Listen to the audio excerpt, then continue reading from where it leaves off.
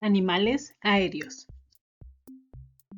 Entre los animales aéreos tenemos las aves, los insectos y los planeadores. Aves. Por ejemplo, tenemos a la paloma, los gorriones, el cóndor, los cuervos, la lechuza, el picaflor, los flamencos,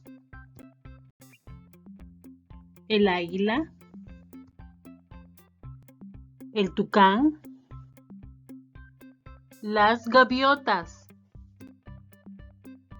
el loro. Insectos.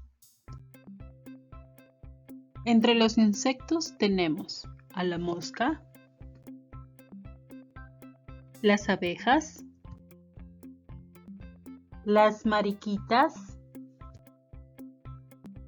la libélula,